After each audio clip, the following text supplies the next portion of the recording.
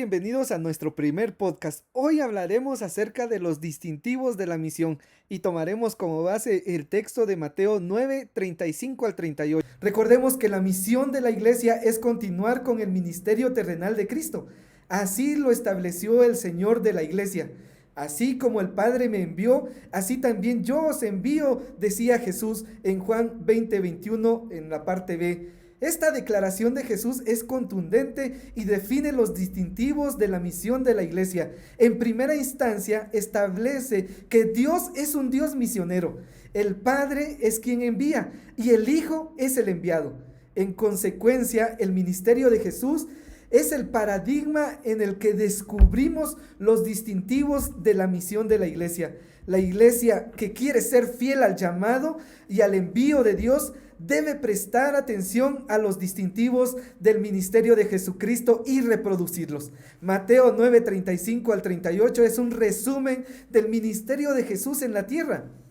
Él anduvo predicando, enseñando y sanando a los enfermos como muestra de su amor y compasión hacia la condición miserable del ser humano y como una manifestación física de la llegada del reino de Dios a la tierra. Sin embargo, Jesús no pasaría todo el tiempo en la tierra, ni tendría la posibilidad de llegar a todo el mundo en los 3 años de su ministerio terrenal. Por eso llamó a 12 hombres y los discipuló para que fuesen ellos los que continuaran con su ministerio. Les dio autoridad y poder para que hicieran lo mismo en el resto del mundo. Lucas describe cómo los discípulos cumplieron este mandato.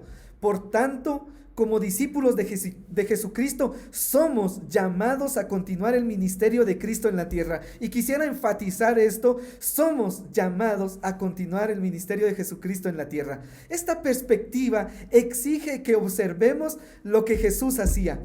Los siguientes verbos indican acción, describen el ministerio de Jesús, por supuesto, el ministerio o misión de la iglesia en este mundo. Y el primer verbo es recorría.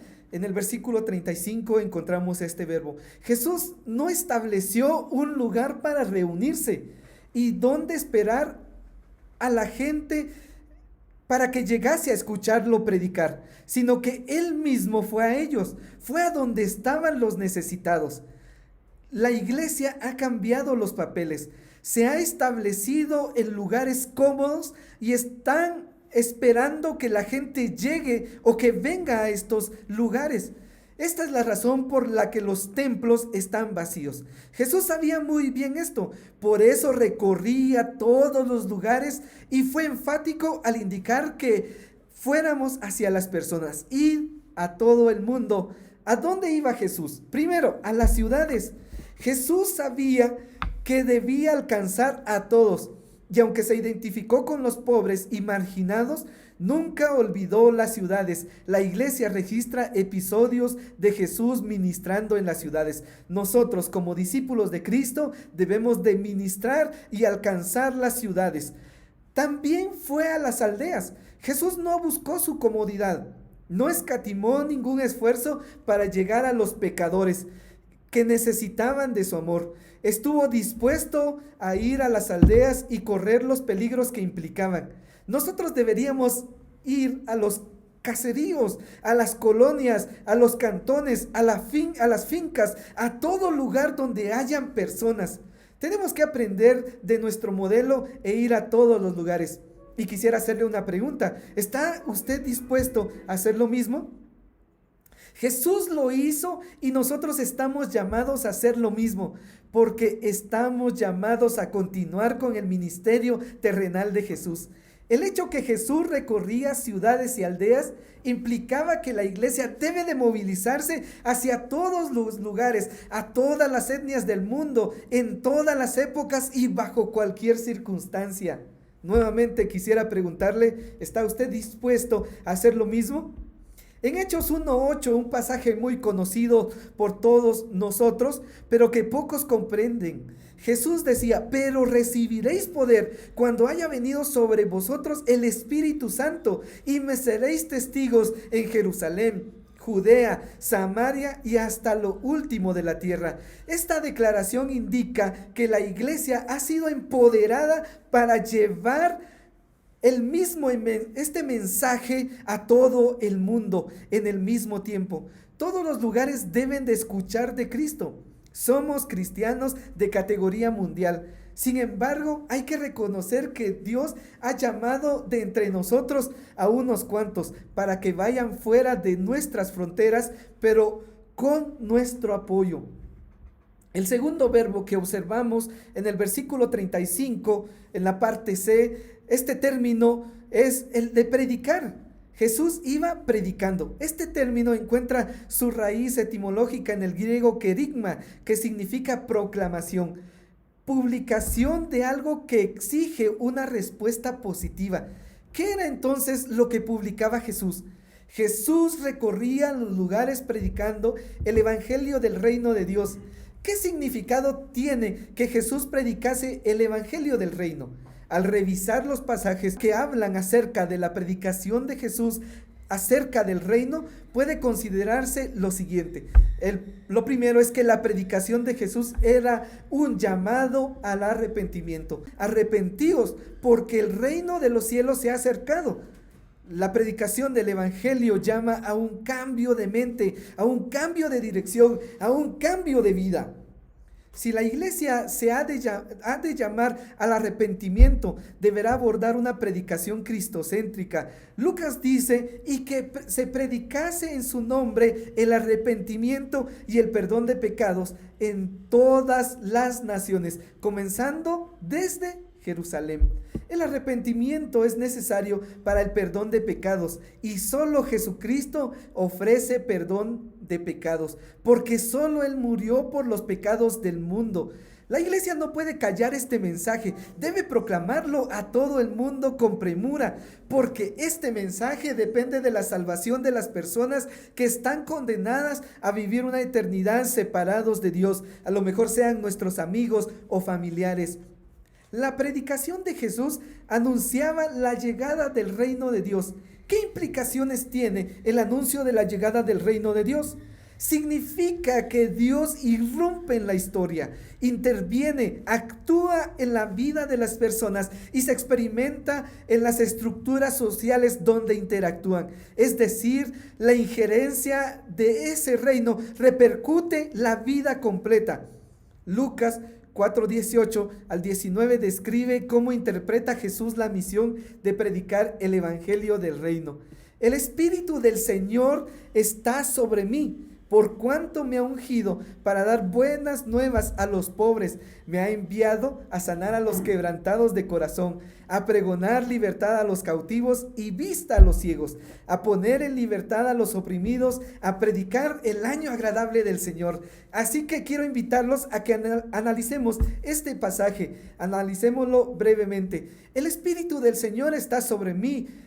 Esta declaración indica unción y poder. El hecho que el Espíritu Santo estuviera sobre Jesús asevera que era Él el ungido, el Mesías prometido. El Espíritu había empoderado a Jesús para la misión. Trae liberación, trae salvación. Existe un paralelo con la iglesia. La iglesia ha sido empoderada por el mismo Espíritu para continuar la misión. Esta misión es como la vamos a ver a continuación. Primero es anunciar las buenas nuevas. La buena nueva era de que Dios estaba cerca, de que el reino de los cielos se había acercado a todos. Dios se acercó al hombre a través de la encarnación de su Hijo y ha irrumpido en la historia humana para redimir al hombre del pecado. Segundo, sanar a los quebrantados de corazón. Dios ha venido a través de Jesucristo y ahora la iglesia para sanar a aquellos que padecen de las consecuencias del pecado, liberar a los cautivos. A través de Jesús, Dios no solo venía a sanar a los que estaban quebrantados, también venía a liberarlos del pecado para que nunca más estuviesen en esclavitud. Hay una nueva vida, según Juan 10:10. Da vista a los ciegos. tanto ciegos espirituales como físicos, aquellos que iban en contra de la voluntad de Dios, a través de Jesús recibían luz.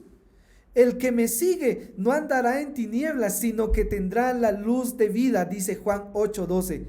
Para ver el rostro de Dios y conocer la verdad que hace libre. Y vimos su gloria, gloria como del unigénito del Padre, lleno de gracia y de verdad.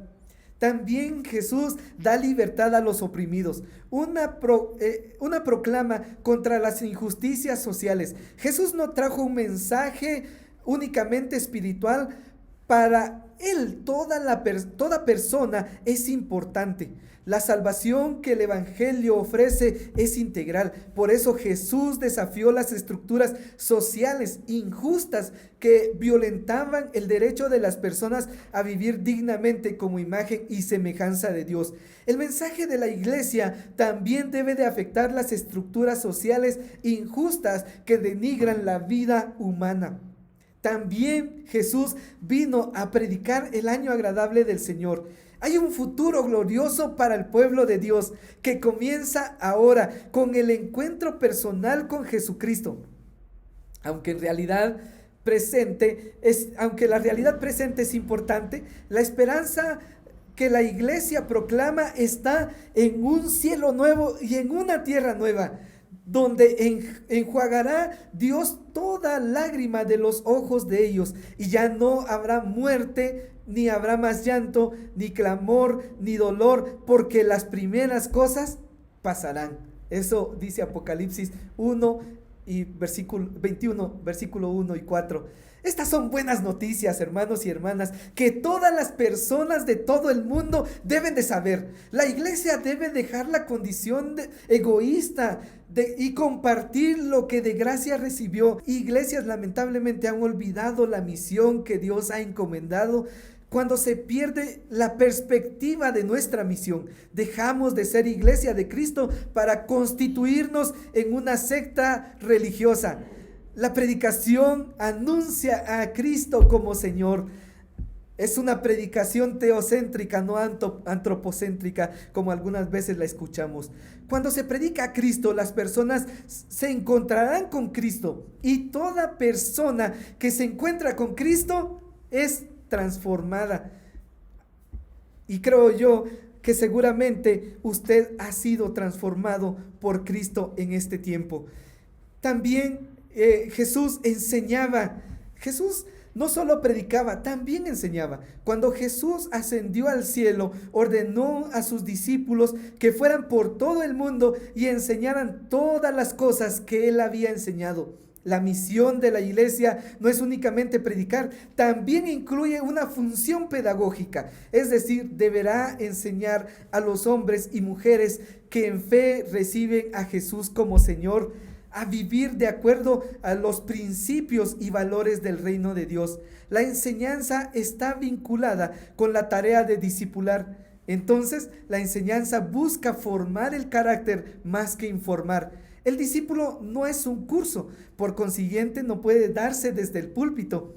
Es una transformación de vida que se da en la convivencia e incluye un proceso de enseñanza y aprendizaje a través de conceptos y experiencias que producen madurez emocional y espiritual.